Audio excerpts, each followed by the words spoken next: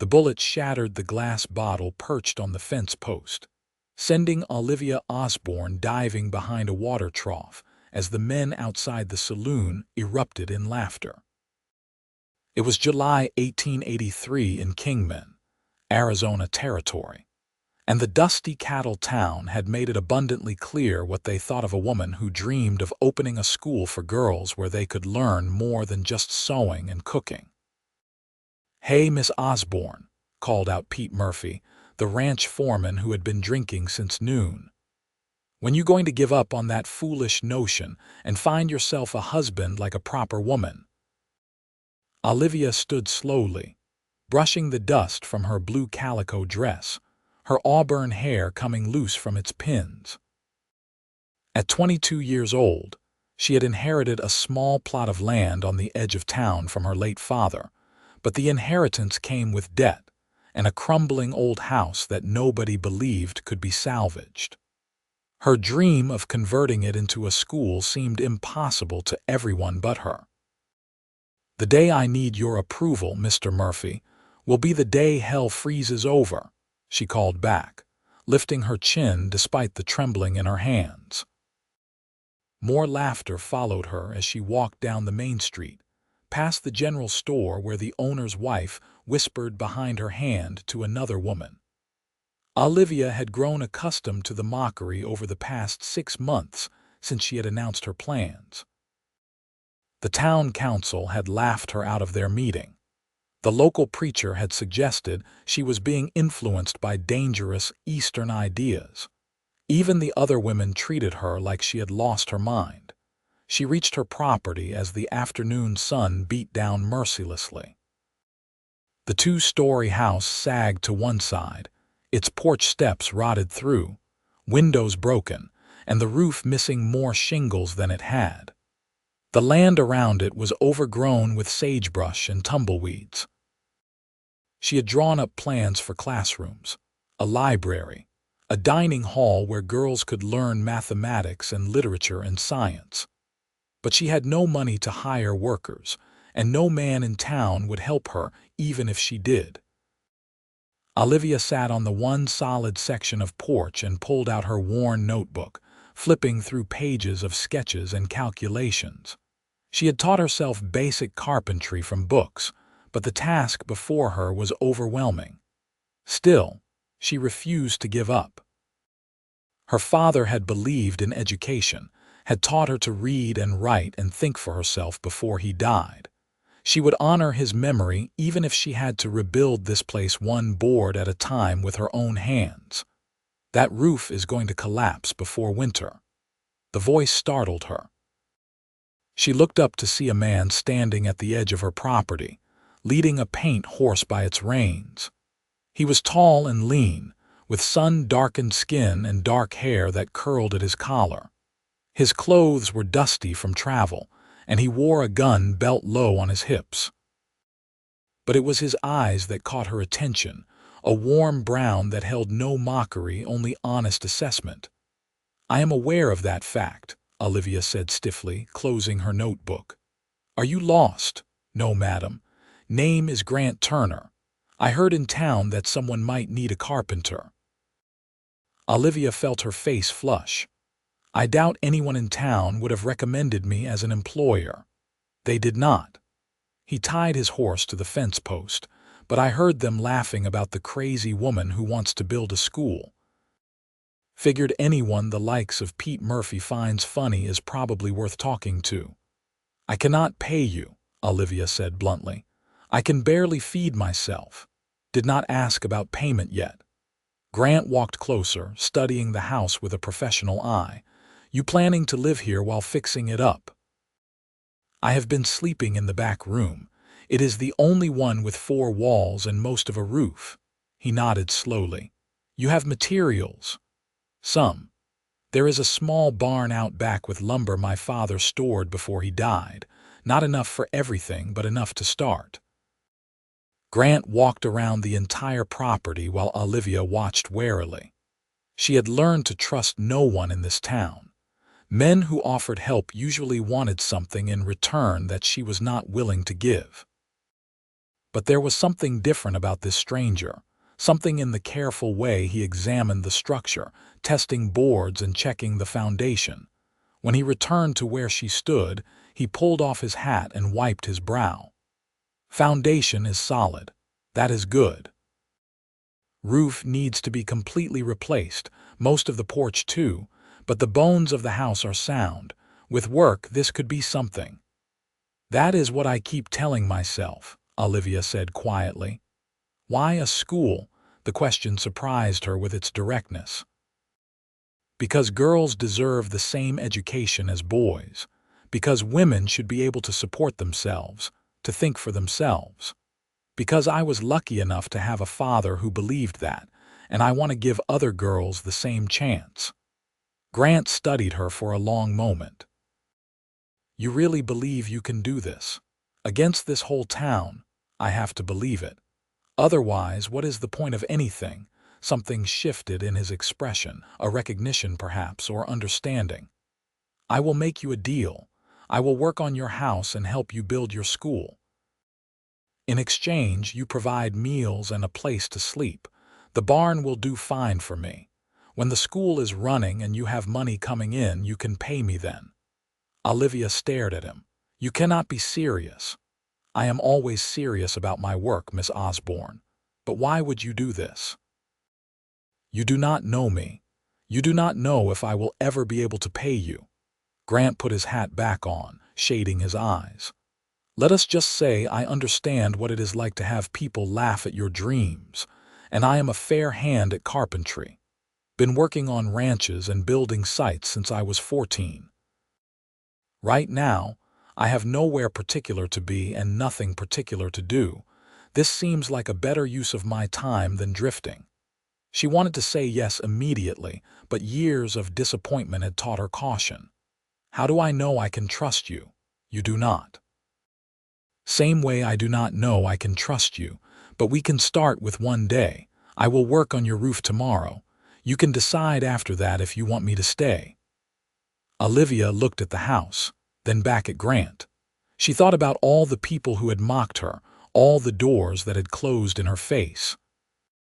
Here was one person offering to open a door, even if just a crack.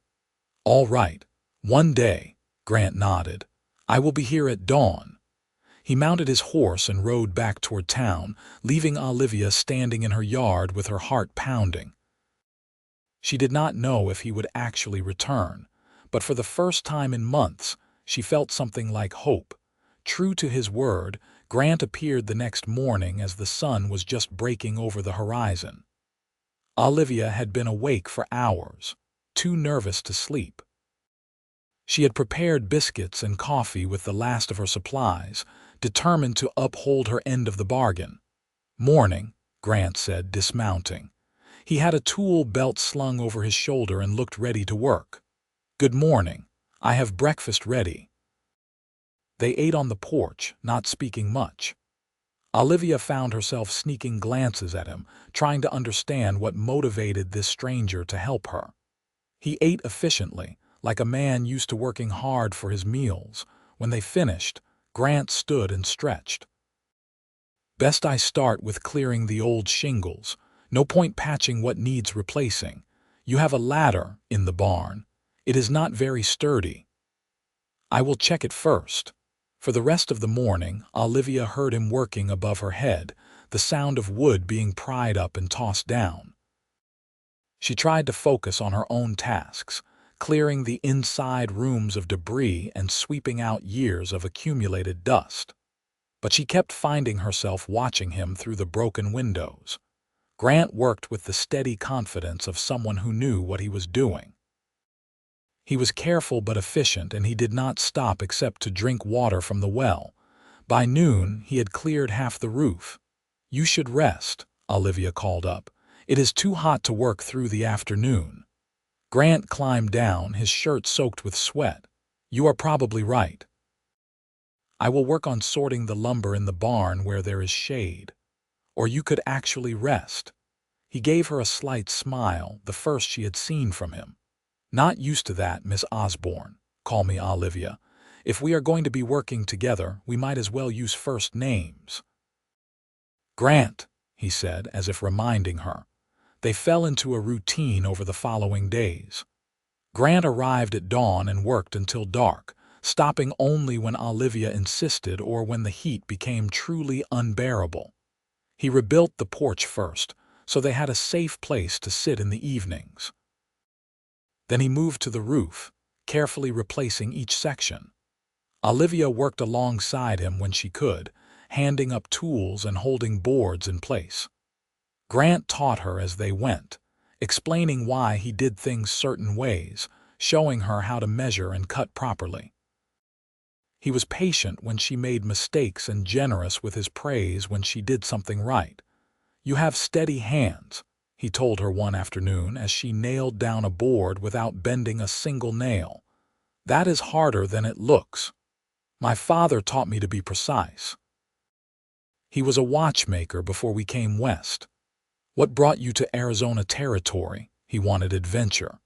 "My mother had died and he thought a fresh start would be good for both of us. We came to Kingman when I was 16. He opened a shop here, did well enough, but he had a bad heart. Died 3 years ago and left me this property and enough debt that I had to sell the shop to pay it off." Grant hammered in another nail before responding. "I am sorry. Sounds like he was a good man." "He was the best man I have ever known." She paused. "What about you? Where are you from?" "Texas originally. Left home young. Been working ranches and odd jobs ever since.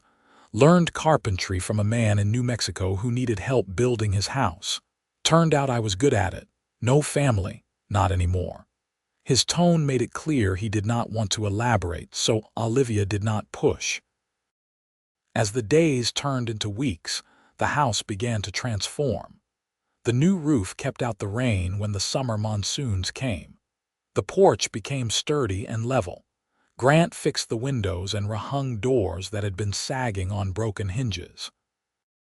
He worked with a dedication that amazed Olivia, never complaining, never asking for anything beyond the simple meals she provided and his space in the barn. The town noticed. Of course they noticed. Kingman was too small for anything to go unobserved. "You got yourself a man now?" asked Mrs. Fletcher at the general store, her voice dripping with false sweetness. "That will put an end to this school nonsense, I suppose." "Mr. Turner is helping me with repairs," Olivia said evenly. "Nothing more. A man does not work for free unless he expects something in return, dear." Olivia bought her flour and sugar without responding, but the implication burned. She knew what people were thinking, what they were saying. A young, unmarried woman with a strange man living on her property. It was scandalous, but she needed Grant's help too badly to care about gossip. Grant heard the rumors too. Pete Murphy and his friends made sure of it, calling out crude suggestions whenever Grant came to town for supplies. He ignored them with a stoicism that Olivia found remarkable. "Does it bother you?" she asked one evening as they sat on the newly repaired porch, watching the sunset paint the sky orange and pink. "What they say about us. I've been called worse things than a man who helps a woman build a school," Grant said. "Have you?" "No." Olivia pulled her shawl tighter. "But I worry it might hurt your reputation." "I do not have much of a reputation to hurt. Besides, I know what I am doing and why. That is all that matters." "Why are you doing this, really? You could make good money working for any of the ranches around here. I have seen how you work. Any foreman would hire you." Grant was quiet for so long that Olivia thought he would not answer. The cicadas sang in the gathering darkness and somewhere a coyote howled. "Had a sister once," he finally said. "Sarah. She was smart, wanted to learn everything. But we were poor and girls did not go to school where we grew up. She used to steal my school books and teach herself at night by candlelight. She had dreams like yours, wanted to be a teacher. What happened to her? Married young to get away from our father. Husband was not kind. She died giving birth at 17. The baby too." His voice was flat, emotionless, but Olivia could hear the pain underneath. I left home the day after we buried her, never went back. Olivia reached over and took his hand without thinking. I am so sorry. Grant looked down at their joined hands but did not pull away. When I heard what you were trying to do, I thought maybe I could help one person achieve what Sarah never got the chance to. Maybe that would mean something. It means everything, Olivia said softly. They sat there as full darkness fell, hands clasped, neither one speaking. Something had shifted between them, a barrier coming down. Olivia felt it like a physical change in the air. The next morning, Grant hitched up his horse to a wagon. Going to need more supplies if we are going to finish the interior properly. The lumber your father left will not be enough. I do not have money for that. I do. Saved up over the years, never had much to spend it on. Grant, I cannot let you do that. You are already working for nothing. You are paying me with meals and a place to stay. That was our agreement. How I choose to spend my own money is my business. He climbed onto the wagon seat. I will be back by evening. He returned with a wagon full of lumber, nails, and supplies. Olivia met him in the yard, hands on her hips. This must have cost a fortune. Cost what it cost. Help me unload. They worked together to stack the lumber in the barn as the sun set. When they finished, Grant leaned against the wagon, wiping his face with his bandana. I figure we can divide the downstairs into 2 large classrooms and keep the kitchen. Upstairs can be your living quarters and maybe a library room. Olivia looked at him in the fading light. Why are you really doing this? I told you why. No, there is more. I can see it. Grant met her eyes. Maybe I am tired of drifting. Maybe I want to build something that lasts. Maybe I think what you are trying to do is worth fighting for. He paused. Maybe I think you are worth fighting for. Olivia's breath caught. Grant. I am not asking for anything, he said quickly. I just wanted you to know, you do not have to worry about me expecting things. I respect you too much for that. That is not what I was going to say. Olivia stepped closer. I was going to say that you are unlike any man I have ever met. Is that good or bad? It is everything good. The space between them felt charged, full of possibility. Grant reached out slowly, giving her time to step back, and tucked a strand of hair behind her ear. His calloused fingers were gentle against her skin. I should get cleaned up for supper, he said, his voice rough. Olivia nodded, not trusting herself to speak. She watched him walk to the barn, her heart racing. Over the next months, the house continued to transform. Grant built walls to divide the downstairs rooms, installed proper floors where boards had rotted through, and constructed shelves for what would become the library. Olivia sewed curtains and cushions, painted walls, and began acquiring books from a mail-order company in San Francisco, spending the last of her savings. They worked side by side every day, and every evening they sat on the porch and talked. Grant told her about the places he had been, the jobs he had worked, the vast loneliness of drifting from place to place. Olivia shared her memories of her father, her fears about whether anyone would actually send their daughters to her school, her determination to try anyway. The attraction between them grew like a living thing, present in every accidental touch, every shared glance, every conversation that stretched late into the night. But neither of them acted on it. Grant because he had promised to ask for nothing, and Olivia because she was terrified of losing him if she reached for more than what they had. In October, when the brutal summer heat finally broke, Grant finished the last of the major construction. The house stood proud and solid, transformed from a crumbling wreck into a beautiful home and school. The classrooms had desks that Grant had built himself. The library had shelves lined with books, and Olivia's upstairs quarters were cozy and comfortable. "It is done," Grant said, standing in the front yard surveying his work. You have your school. We have a school, Olivia corrected. I could never have done this without you. So what happens now? I suppose I start trying to find students. Though I am not sure anyone in this town will actually send their daughters here. As if summoned by her words, a wagon rolled up the road. A weathered woman in a faded dress held the reins, and a girl of about 12 sat beside her. "Excuse me," the woman called. "Is this the school?" "The one for girls?" Olivia's heart leaped. "Yes, yes, it is." The woman climbed down, followed by her daughter. "I am Mrs. Chen. This is my daughter May. We heard you were opening a school where girls could learn more than just housework." "That is correct." Olivia could hardly believe this was happening. Reading, writing, mathematics, science, literature. How much does it cost? Olivia had planned for this question.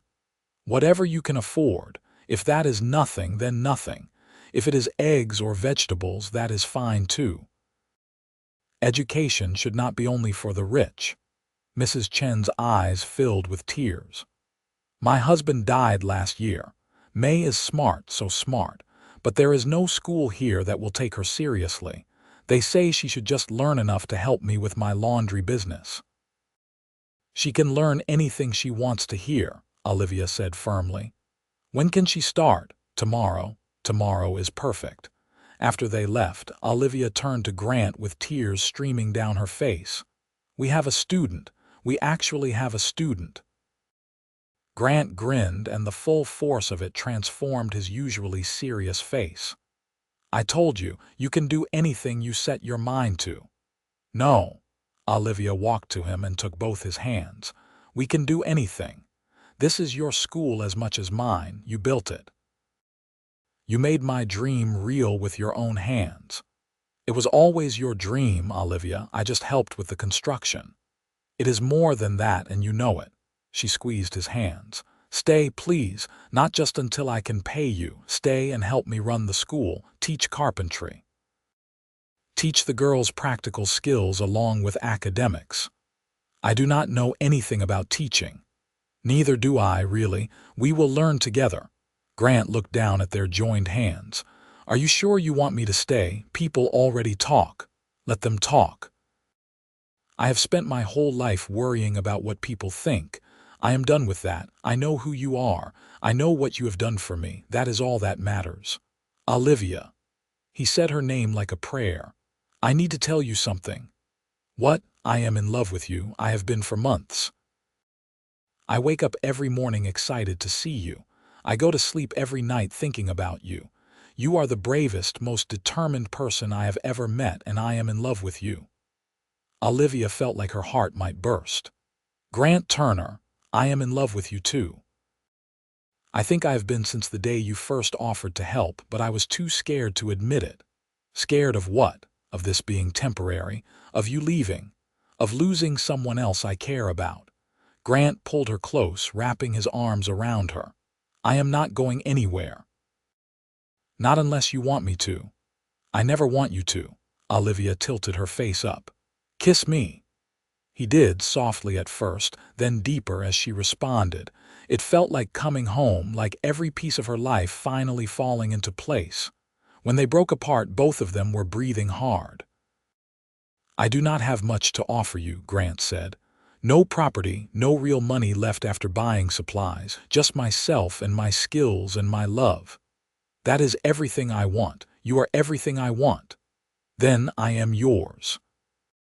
They stood there holding each other as the sun set, the school standing behind them like a monument to what they had built together.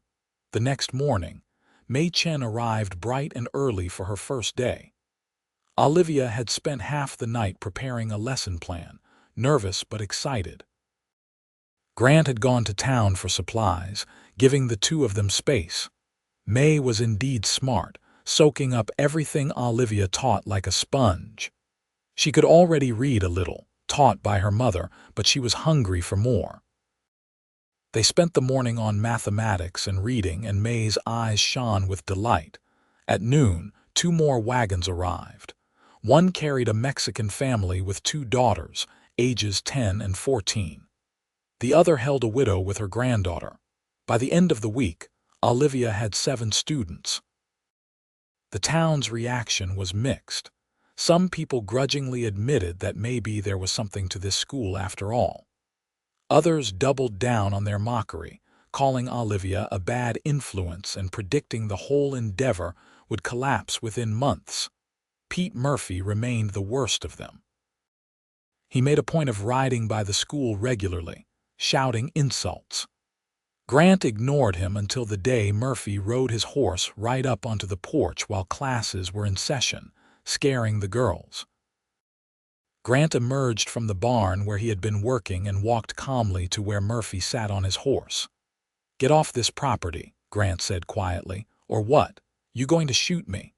"No, but I will physically remove you if necessary. These girls are trying to learn. You are disturbing them." "This is not a real school. That woman is filling these girls' heads with nonsense. That woman has more courage and intelligence than you will ever have. Now leave." Murphy leaned down, his face ugly. "You think you are special, Turner? You are just like the rest of us. Eventually, you will get tired of playing teacher and move on. Then she will be alone again with her stupid dreams." Grant's fist connected with Murphy's jaw so fast Olivia almost missed it. Murphy tumbled from his horse and landed hard in the dirt. Grant stood over him. "I said leave. Do not come back." Murphy scrambled to his feet, blood trickling from his split lip. "You are going to regret that. I doubt it." Murphy rode off, and Grant turned to find Olivia standing in the doorway with her students clustered behind her. "I am sorry," Grant said. "I should not have hit him in front of the girls." "You defended our school and our students," Olivia said firmly. "Thank you." That night, Grant paced the porch. "Murphy is going to cause trouble. Men like him do not let things go. What kind of trouble? I do not know. But we should be prepared." Grant was right to worry. A week later, Olivia woke to smoke. She ran downstairs in her nightgown to find the porch on fire. Grant was already there with buckets of water from the well, and together they managed to put it out before it spread. The porch was damaged but salvageable. Someone had deliberately set the fire, that much was clear. "This has gone too far," Olivia said, her hands shaking. "What if the girls had been here? What if the whole house had gone up? We need to report this to the sheriff." But the sheriff, when they visited him that morning, was less than helpful. "Do you have proof of who did it?" "Who else would it be?" Olivia demanded. "Could have been an accident, a dropped cigarette or something." "On my porch in the middle of the night," the sheriff shrugged. "Without proof, I cannot arrest anyone. Maybe this is a sign you should reconsider this whole school thing, for your own safety." Grant stepped forward. "Or maybe you should do your job and protect law-abiding citizens." "Do not tell me how to do my job, Drifter. You are not even from here." They left the sheriff's office with nothing accomplished. Olivia felt helpless rage building inside her. "We cannot let them win," she said. "If we close the school now, they will have won. We are not closing anything, but I am going to sleep on the porch from now on instead of in the barn. And I am going to have a talk with Pete Murphy. Grant, that could be dangerous. So is doing nothing." That afternoon, Grant rode into town. Olivia paced anxiously until he returned at dusk, his knuckles bruised but otherwise unharmed. "What happened?" "I found Murphy at the saloon. Told him in front of witnesses that if anything else happened to the school or to you, I would hold him personally responsible. He denied setting the fire, of course, but I think I made my point. Did you fight him?" "He took a swing at me. I defended myself." Ended quickly. Grant flexed his hand. "The important thing is that everyone in that saloon heard me. If something happens now, there will be questions." Nothing else happened. The school year continued and more students arrived. By December, Olivia had 12 girls ranging from ages 8 to 16. She taught academics in the morning while Grant taught practical skills in the afternoon: carpentry, basic repairs, how to manage money. The girls adored him, and he was surprisingly good with them, patient and encouraging. Olivia watched him teach one day, leaning against the door frame. May was learning to properly hammer a nail, and Grant stood behind her, guiding her movements. "Like this?" May asked. "Exactly like that. See, you are a natural. My mother says women do not need to know this stuff. Your mother is wrong. Everyone should know how to fix things. Makes you independent. Besides, you might enjoy being a carpenter someday. Can girls be carpenters? I do not see why not. If you are good at something and you love it, that is what you should do. Does not matter if you are a boy or a girl." May beamed, and Olivia felt her heart overflow with love for this man who had changed her life in every possible way. That evening, after the students had gone home, Olivia found Grant on the porch. "You are wonderful with them. They are good kids. May is going to be special." "They all are, really." Olivia sat beside him. "Remember when you asked what happens now? That was months ago, I know, but I have been thinking about it again. We have the school running, we have students, we have proven everyone wrong." She took his hand. "What do we want to happen next?" Grant turned to face her fully. "What do you want to happen?" "I want you to marry me." His eyes widened. "Olivia Osborne, did you just propose to me?" "I did." "Is that too forward?" "It is perfect." He pulled her close. "Yes, absolutely yes." They were married in January 1884 by a traveling preacher who happened through Kingman. It was a simple ceremony held at the school with Olivia's students and their families in attendance. Olivia wore a dress she had made herself from blue fabric Grant had bought her, and Grant wore his best clothes with his hair neatly trimmed. The town gossips had plenty to say about a woman proposing to a man, and a couple getting married at a school instead of a proper church. Olivia did not care. She was marrying her best friend, her partner in every way that mattered. "I love you," she said as they stood before the preacher. "I love you too," Grant replied. "I will build you anything you dream of for the rest of our lives. You already have." They kissed while their students cheered and threw wildflowers. It was not fancy or fashionable, but it was real and full of joy. That night, Grant carried Olivia over the threshold of their home. Their home. The word still felt miraculous to Olivia. "Are you happy?" Grant asked as they stood in the bedroom he had built, looking out at the moonlit yard. "I am happier than I ever imagined I could be. You took a broken-down house, an impossible dream, and made it all real. We made it real, together." "Together," Olivia agreed and kissed him. The next years brought growth and challenges in equal measure. The school flourished, gaining a reputation across the territory. More families sent their daughters, some from as far as 50 miles away.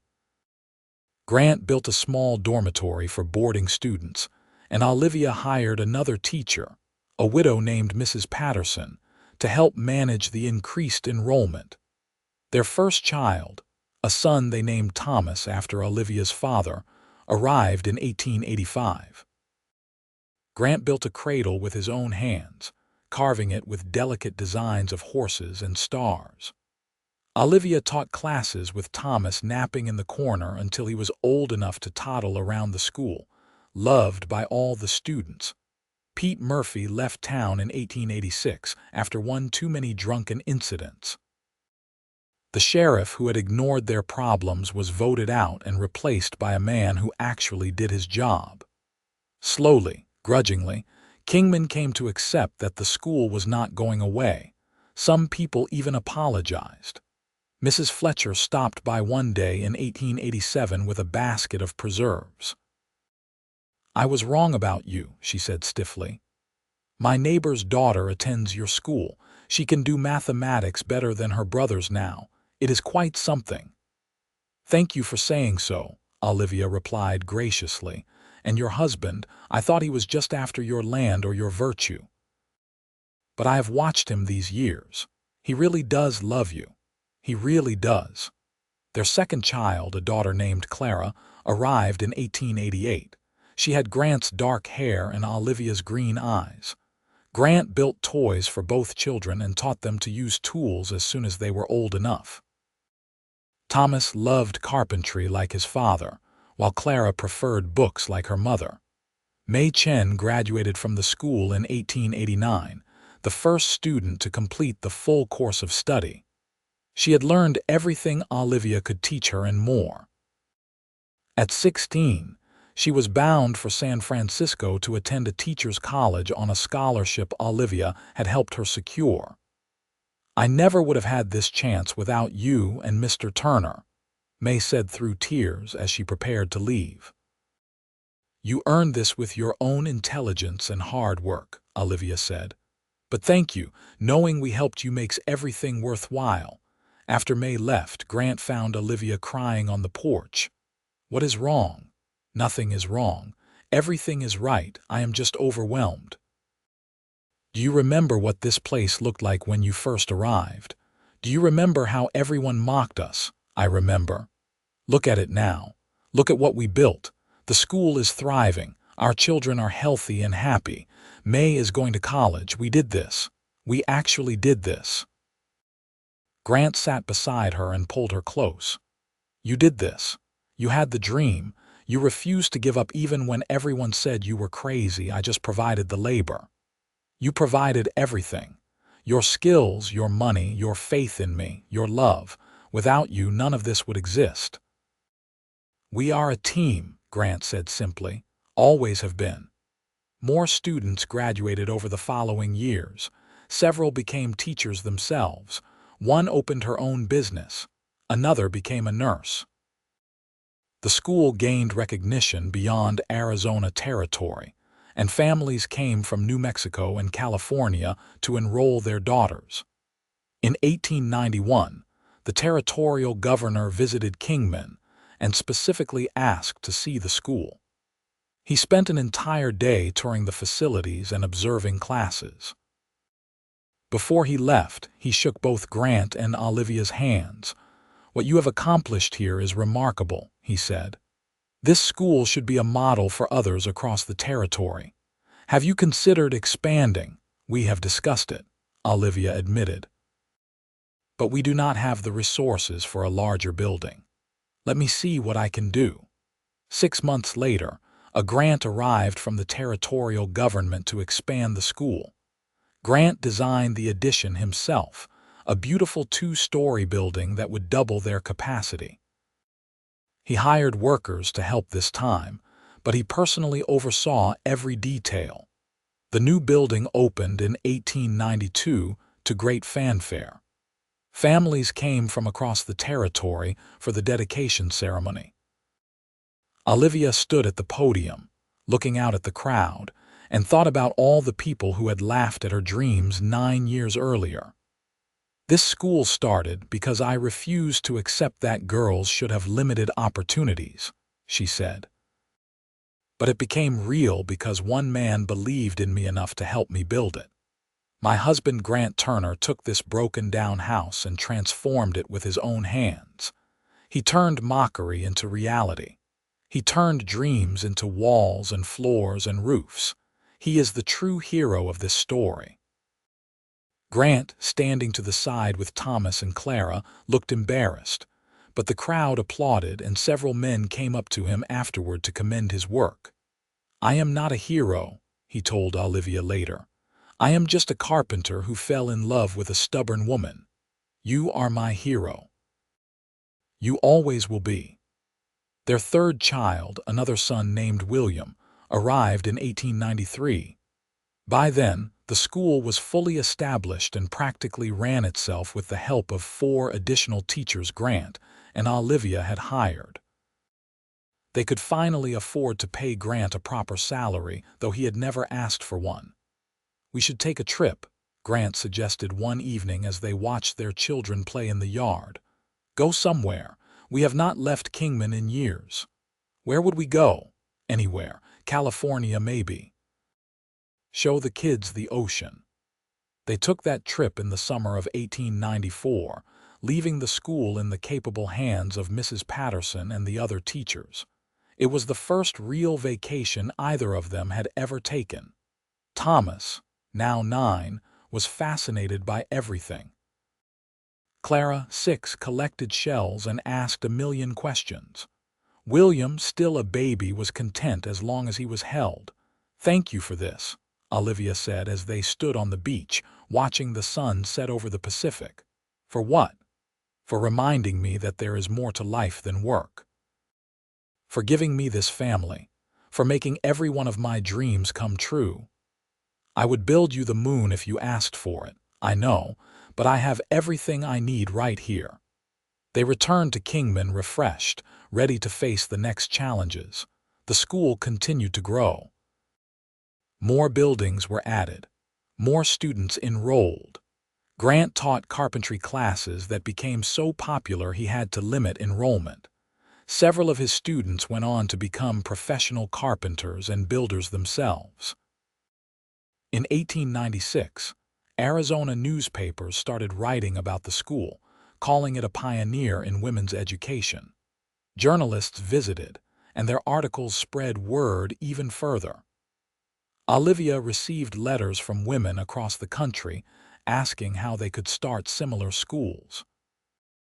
"You started a movement," Grant told her. "We started a movement. None of this would exist without you. I think you are giving me too much credit. I think I am giving you exactly the right amount of credit." Their fourth child, a daughter named Helen, arrived in 1897. The house was full of noise and life and love. Thomas, now 12, helped his father with carpentry projects. Clara, 9, helped her mother teach younger students. William, 4, was a sweet-natured child who loved animals and convinced his parents to adopt every stray that wandered onto their property. "Our lives are chaos," Olivia said one evening, watching Grant referee an argument between Thomas and Clara over whose turn it was to feed the chickens. "Good chaos, though," Grant replied. "The best chaos." In 1898, 15 years after Grant had first arrived in Kingman, they held a special ceremony to celebrate the school's anniversary. Former students came from across the country to attend. May Chen, now a teacher herself in San Francisco, gave a speech about how the school had changed her life. "Miss Osborne and Mr. Turner gave me a future," she said. "They gave all of us futures. They refused to accept the limitations society placed on us. They built this place with their own hands and their own faith. They are the reason I am a teacher today. They are the reason any of us are here." After the ceremony, as guests mingled and children played, Grant and Olivia found a quiet moment alone in the original schoolroom, the first one Grant had built. "You ever think about that first day?" Olivia asked. "When you showed up and offered to help, all the time." "Best decision I ever made. I was so suspicious of you. I thought you must want something. I did want something, I just did not know it yet. What did you want? This, all of this. A home, a family, a purpose. You gave me all of that. You gave it to yourself. You chose to stay. You chose to work. You chose to believe." Grant pulled her into his arms. "I chose to love you. Everything else followed from that." They kissed, and it felt like that first kiss on the porch so many years ago, full of promise and possibility. Over the next years, their children grew and the school continued to thrive.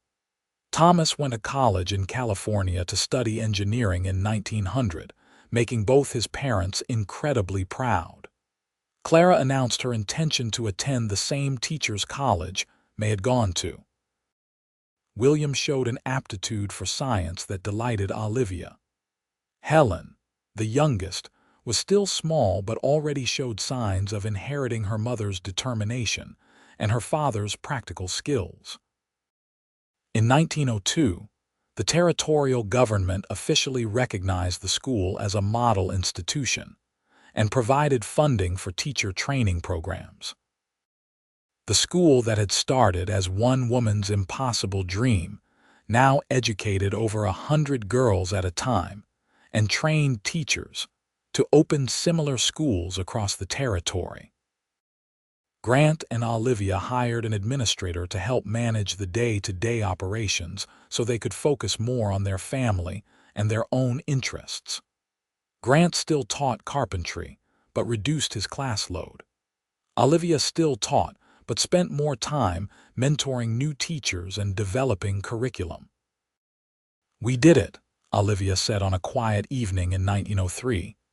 They sat on the porch they had rebuilt together 20 years earlier, watching the sunset. "We actually did it. What did we do? Everything. Built a school, raised a family, proved everyone wrong. Created something that will last long after we are gone. You make it sound like we are done. Are we not? The school is established. The children are mostly grown. What is left?" Grant smiled. "Whatever we want to be left. We are only 41, Olivia. We have years ahead of us. More things to build, more dreams to chase. What do you want to build next?" "I have been thinking about that. What if we helped other people start schools like ours? Travel around the territory, share what we have learned. I could teach basic carpentry and construction. You could teach curriculum development and teaching methods." Olivia turned to him, eyes shining. "You want to help other people achieve their dreams like we achieved ours. Why not? We have the knowledge, we have the experience, we could make a real difference." "That is a wonderful idea." They started traveling in 1904, leaving the school in the capable hands of their staff for weeks at a time. They visited small towns and settlements across Arizona territory and beyond, meeting with women who wanted to start schools. Grant taught basic building skills while Olivia taught educational theory. They consulted on designs and plans, helped secure materials, and provided encouragement. Between trips, they returned home to Kingman. Thomas graduated from college and got a job with an engineering firm in Phoenix. Clara finished teacher's college and came home to teach at the family school, taking over more of Olivia's responsibilities. William enrolled in a science program in New Mexico. Helen, still just a girl, thrived in the environment her parents had created. In 1905, Olivia turned 43 and Grant organized a surprise party. All their children came home, even Thomas from Phoenix and William from New Mexico. Former students attended, including May, who was now married with children of her own. The whole town of Kingman seemed to show up. "Speech," someone called out. Olivia stood, looking around at all the faces. "When I was 22 years old, I had a dream that everyone mocked. I wanted to build a school where girls could learn anything they wanted. I had no money, no help, no support. Just a broken-down house and stubborn determination." She found Grant in the crowd and smiled. "Then a cowboy rode into town and asked what I was building. I told him my dream, and instead of laughing, he helped me. He spent months working for nothing but meals and hope. He took a crumbling ruin and transformed it into something beautiful. He built my dreams into reality with his own hands." Grant shook his head, but Olivia continued. "He is the most generous, kind, talented man I have ever known. He gave me this school, this family, this life. Everything good I have is because of him. So this party might be for me, but my gratitude is for him. Thank you, Grant Turner, for believing in me when no one else would." The crowd applauded, and Grant made his way to her side. "I think you built most of this yourself," he said quietly. "We built it together. That is the point. We are better together than either of us could be alone. Cannot argue with that." They danced that night under the stars, surrounded by the life they had created together. It was not fancy or perfect, but it was real and it was theirs. The years continued to pass in a blur of activity and joy. More schools opened across the territory, many of them inspired by or directly helped by Grant and Olivia's consultations. The movement Olivia had started with one small school grew into something much larger. By 1910, There were over 20 schools modeled after theirs across Arizona, New Mexico, and California. Thomas got married in 1907 and had his first child, making Grant and Olivia grandparents in 1908. Clara married one of her fellow teachers in 1909. William finished his science degree and got a job with a research institute. Helen grew into a smart, capable young woman who announced her intention to become a doctor. "A doctor," Grant said, surprised. "Why not?" Helen challenged. "You and Mama always said we could be anything." "You are right. A doctor is a fine goal. It will be hard," Olivia warned. "Medical schools do not usually accept women. Then I will keep applying until one does. You taught me to never give up." Helen's determination reminded Olivia so much of herself at that age. Her daughter would face mockery and obstacles, but she would also succeed. Olivia was sure of it. In 1912, Arizona became a state. The school received official state recognition and funding. What had started as an impossible dream was now a permanent institution protected by law. Grant and Olivia stood in the front yard, watching the American flag now flew over their school. "We did it," Olivia said again, as she had so many times over the years. "We did," Grant agreed. "What do we do now? Whatever we want. The school is secure. The children are settled. We can slow down if we want, or we can keep building. Your choice." Olivia leaned against him. "I choose us. More time together. More quiet evenings on this porch. More chances to appreciate what we have." "That sounds perfect." They gradually reduced their travel and consulting work, spending more time at home. Grant built furniture in his workshop, creating beautiful pieces for their grandchildren. Olivia wrote a book about educational theory and women's education that was published in 1914 and became required reading at several teachers' colleges. Helen was accepted to medical school in 1915, the only woman in her class. She faced exactly the kind of discrimination and mockery her mother had faced decades earlier, but she persevered. Olivia and Grant visited her whenever they could, providing support and encouragement. "Does it ever get easier?" Helen asked during one visit. "Being the only woman? Having to prove yourself constantly?" "No," Olivia said honestly, "but it gets more worthwhile. Every girl who comes after you will have an easier time because you went first. That is what matters." "Is that how you felt about the school? Every day?" "Every time someone mocked me, I thought about the girls who would benefit if I succeeded. That kept me going." "And Papa, how did he deal with it?" "Your father gave me something to fight for instead of just something to fight against. He made me believe the dream was possible." That made all the difference. Grant had been sitting quietly, listening. Now he spoke. "Your mother is the bravest person I have ever known. If you inherited even half her courage, you will be fine." Helen graduated from medical school in 1919 and opened a practice in Phoenix. Thomas had 3 children by then. Clara had 2. William was married to a fellow scientist and working on important research. The Turner family had grown and spread across Arizona, all of them carrying forward the values Grant and Olivia had instilled. In 1923, 40 years after Grant had first arrived in Kingman, the school held another major celebration. Hundreds of former students attended, many of them now teachers, business owners, professionals, and mothers who were ensuring their own daughters received good educations.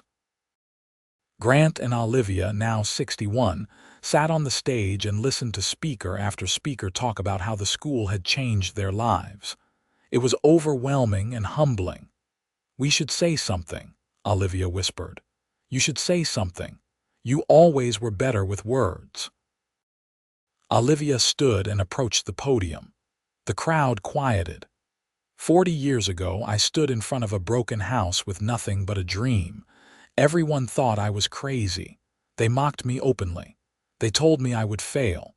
and I would have failed without one person who believed in me." She looked at Grant. "My husband came to this town as a drifter with no plans to stay, but he saw something worth building and he stayed. He worked for months for nothing but hope. He spent his own money on supplies. He taught me how to use tools and how to believe in myself. He built this school with his own hands, and then he helped me build a family and a life beyond anything I had imagined possible." Her voice cracked with emotion. "Every brick in these buildings, every board, every nail, Grant placed them with care and love. Every student who walked through these doors benefited from his generosity and skill. Every life we touched was possible because he refused to let my dreams remain just dreams. He made them real. He built them into existence." She held out her hand to him. "Grant Turner, will you come up here?" He shook his head, but the crowd applauded and called for him. Finally, reluctantly, he joined her at the podium. "I am not good at speeches," he said. "Then I will speak for you. This man is the most humble person alive. He will tell you he just did some carpentry work, but he did so much more. He gave a desperate woman hope. He gave hundreds of girls opportunities they never would have had. He built not just buildings but futures. He is the true hero of this story, and I want everyone to know it." The crowd rose in a standing ovation. Grant looked uncomfortable but moved. When the applause finally died down, he cleared his throat. "I am going to say something after all. When I came to Kingman, I was lost, drifting. No purpose. Olivia gave me purpose. She showed me what it meant to fight for something bigger than yourself. She taught me that dreams matter, that it is worth working hard for things you believe in. Yes, I built the buildings, but she built the vision. She had the courage. I just provided the labor. We need both the dreamers and the builders. I was lucky enough to find someone who let me be part of her dream. That is all." They left the stage hand in hand to thunderous applause. That night, alone in their home, they sat on the porch as they had countless times over the decades. "That was quite a day," Grant said. "It was. All those people, all those lives we touched. It feels surreal. You should be proud. You changed the world. We changed the world together, always together." They sat in comfortable silence, watching the stars come out. After 40 years together, they did not always need words. "Grant," Olivia said eventually. "Yes, thank you for everything. For seeing me when I was invisible to everyone else. For believing in me when I barely believed in myself. For building my dreams into reality. For loving me all these years. Thank you. Best decision I ever made was stopping in this town and asking what you were building. Changed my whole life. Changed mine too. I love you, Olivia Turner." "I love you too, Grant Turner." They sat there until late in the night, two people who had found each other against all odds and built something beautiful together. The school stood behind them, solid and permanent, a testament to what was possible when dreams met determination and found support. The years continued to be kind to them. Grant's health remained good, and he continued working in his shop, building furniture and teaching occasional classes. Olivia wrote more books and mentored young teachers. They became grandparents 8 times over, and each grandchild spent time in Kingman, learning about the family legacy. In 1928, the state of Arizona honored Grant and Olivia with a special award for their contributions to education. The governor himself presented them with a plaque at a ceremony in Phoenix. "Your school has educated over 2,000 girls," the governor said. "It has inspired dozens of other schools. You have changed education in this state permanently. Arizona is grateful." After the ceremony, a reporter asked Olivia what she was most proud of. "That is easy," she said. "I am most proud of still being married to the man who helped me when no one else would. Everything good in my life flows from that. He is my greatest accomplishment." "What about you, Mr. Turner? What are you most proud of?" Grant looked at Olivia. Same answer. Finding her, helping her, building a life together. That is all that matters in the end. They returned to Kingman with their award, which Grant hung in his workshop rather than displaying it prominently. "Should not we put that somewhere people can see it?" Olivia asked. "I do not need people to see it. I know what we did. That is enough. You really are the most humble man alive. Just realistic.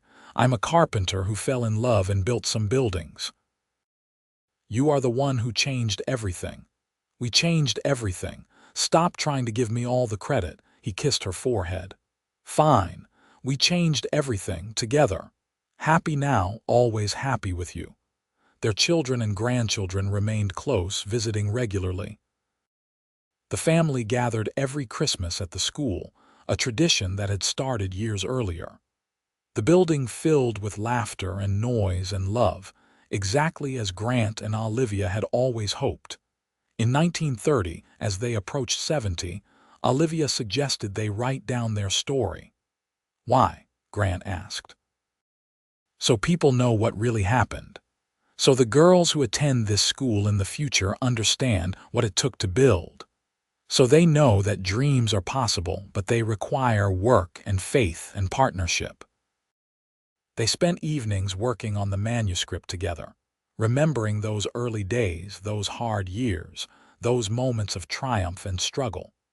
It was published in 1932 as Building Dreams, the story of Kingman School for Girls. The book was not a huge commercial success, but it found its audience. Young women across the country read it and felt inspired. Several wrote to Grant and Olivia, telling them they were starting their own schools, their own businesses, their own fights for independence and opportunity. "Look at this," Olivia said one day, holding up a letter. "A woman in Montana read our book and is starting a school. She says our story gave her courage. One more life changed," Grant said. "That is something. That is everything." As they entered their 70s, Grant's hands began to trouble him with arthritis. He could no longer do heavy carpentry work, which frustrated him deeply. "I feel useless," he admitted to Olivia. "You are not useless. You are resting. You earned the right to rest. But there is so much still to do. The dormitory needs repairs. The library needs expansion. And we have people who can do those things now. Young carpenters who learned from you. Let them work. You have done enough." It was hard for Grant to accept, but eventually he adjusted. He spent his time with his grandchildren instead, teaching them small projects they could do together. His gentle patience and willingness to let them make mistakes made him a favorite among the growing number of grandchildren and great-grandchildren. Olivia continued teaching occasionally, but mostly focused on writing and consulting. She had become something of a legend in education circles, her opinions sought after and respected. But her favorite times were still the quiet evenings on the porch with Grant, talking about their life and their memories. "You ever regret it?" she asked one night in 1935. "Staying here. You could have gone anywhere, done anything, but you stayed in this small town and helped me build my dream." "No regrets, not a single one. This life we built is better than anything I could have found drifting. I found home. I found purpose. I found love. What more could I want?" "You gave up your own dreams to build mine. Your dreams became my dreams. That is how marriage works. Besides, I got to build things. That is what I love doing. I built something that mattered. That is more than most carpenters can say. You are more than a carpenter. You are an architect, a teacher, a father, a husband. You are the best man I have ever known. You might be biased, absolutely, but I am also right." In 1938, the school celebrated its 55th anniversary. Grant and Olivia, now 76, attended but did not speak formally. They sat in the audience and watched younger teachers and administrators run the ceremony. Their children and grandchildren surrounded them. "We did all right," Grant whispered to Olivia. "Better than all right. We did wonderfully." After the ceremony, they walked slowly through the buildings. Grant touched walls he had built over half a century earlier, still solid and true. They looked at photographs of former students lining the hallways: teachers, doctors, lawyers, business owners, mothers, artists, scientists. 2,000 girls, Olivia murmured. We helped educate 2,000 girls, plus all the ones at the schools we consulted on. Thousands and thousands of lives changed. You changed them. I just built the rooms they learned in. Grant Turner, if you say one more time that you just built buildings, I am going to hit you with my cane. He laughed. Yes, madam.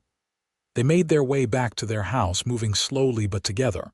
That night, lying in bed, Olivia reached for Grant's hand. Are you happy? She asked. Always, with you always. No regrets, no wishes for a different life. None. This life is perfect. It is it not? We took mockery and turned it into reality. We took an impossible dream and made it real. Together. Together, Grant agreed. They fell asleep hand in hand as they had for over 50 years. Grant passed away peacefully in his sleep in the spring of 1940, 2 months before his 78th birthday. Olivia woke to find him beside her, his face peaceful, his hand still warm in hers. The funeral was enormous. Former students came from across the country. The entire town of Kingman shut down to attend. The governor sent a representative. Newspaper reporters covered it. But all Olivia saw was the empty space beside her where Grant had always been. She spoke at the funeral, though her voice shook. My husband was the kindest, most generous man who ever lived. He asked for nothing and gave everything. He built this school with his own hands when everyone else mocked my dreams. He made the impossible possible. He changed thousands of lives, and he loved me every day for 57 years. I am the luckiest woman in the world to have been his wife. After the funeral, Olivia did not know what to do with herself. For nearly 60 years, Grant had been her partner in everything. She felt lost without him, but her children and grandchildren rallied around her. The school continued. Students still attended. The legacy they had built together lived on. Olivia lived for another 8 years, spending her time with her family and occasionally teaching classes at the school. She never remarried. When asked why, she said simply, I had the great love of my life. You do not get two of those. She wrote one final book in 1945 at age 83, titled Grant, The Man Who Built Dreams. It was entirely about her husband, his skills, his generosity, his quiet heroism. The book sold better than any of her previous ones, perhaps because it was written with such obvious love and grief. In the introduction, she wrote, History remembers the dreamers, but dreams do not become reality on their own. They require builders, people willing to do the hard work of making visions concrete. My husband Grant Turner was such a builder. He took my impossible dream of a school for girls and built it into reality with his own hands. He was mocked right alongside me, but he never wavered. Every brick, every board, every nail was placed with love and faith. This is his story, and it deserves to be told. Olivia passed away in her sleep in 1948 at age 86. She was laid to rest beside Grant in the Kingman Cemetery. Their joint headstone read, Grant and Olivia Turner. They built dreams into reality, together. The school continued to operate and still does to this day. Over the decades, it has educated tens of thousands of girls. The original buildings Grant constructed stood for nearly a century before being replaced, but parts of his original work were preserved and incorporated into new structures as a memorial. In the main hall of the current school, there is a large portrait of Grant and Olivia standing in front of the original building. Beneath it, a plaque reads, In 1883, Olivia Osborne dreamed of a school where girls could learn anything. In 1884, Grant Turner arrived and spent months building that dream with his own hands. Together, they created an institution that has changed thousands of lives. They proved that dreams, when combined with hard work, faith, and love, can become reality. Every student who attends the school learns their story. They learn about the woman who refused to give up despite mockery, and the man who believed in her enough to help. They learn that great things are built by partnerships, by people supporting each other's dreams. The Turner family remained involved with the school for generations. Clara's descendants still serve on the board of directors. One of Thomas's great-grandchildren became the school's principal in the 21st century. The legacy Grant and Olivia built together continues, expanding and evolving but always true to its founding principles. In Kingman, Arizona, there is now a historical marker at the site where Grant and Olivia first built their school. It tells their story in brief, how a woman with a dream and a man with skill transformed mockery into reality. Tourists visit it regularly and many leave inspired, because that is what their story does. It inspires. It shows that one person with courage and another person with support can change the world. It shows that love and partnership can overcome any obstacle. It shows that dreams, no matter how impossible they seem, can be built into reality with dedication, faith, and willing hands. Grant Turner arrived in Kingman as a drifter with no purpose. He left, decades later, as a legend. He built not just buildings but futures. He took dreams and made them solid and permanent. He loved completely and worked tirelessly. And in doing so, he changed everything. Olivia Osborne started with nothing but mockery and a falling-down house. She ended with a school, a family, and a legacy that continues over a century later. She dreamed impossible dreams, and she found someone who believed in her enough to make them real. Together, they proved that the most powerful force in the world is not money or connections or privilege. It is the combination of vision and dedication, of dreams and hard work, of faith and love. They built something beautiful together, and it endures. That is their story. A story of mockery transformed into reality, of dreams built by calloused hands, of love that changed the world. It is a story worth remembering, worth retelling, worth honoring. Because Grant and Olivia Turner showed us all what is possible when we refuse to give up, when we support each other, when we build together. Their love story was not just about romance, though they loved each other deeply and completely. It was about partnership. About two people who each had something essential to contribute, combining their strengths to create something neither could have achieved alone. About respect and support and shared purpose. In the end, that is what matters most. Not the buildings, though they were important. Not the accolades, though they were well-deserved. But the simple fact that two people found each other, believed in each other, and built a life together based on love and shared dreams. That is the real miracle of Grant and Olivia Turner. That is the legacy that truly endures. The school is their monument, but their love is their masterpiece.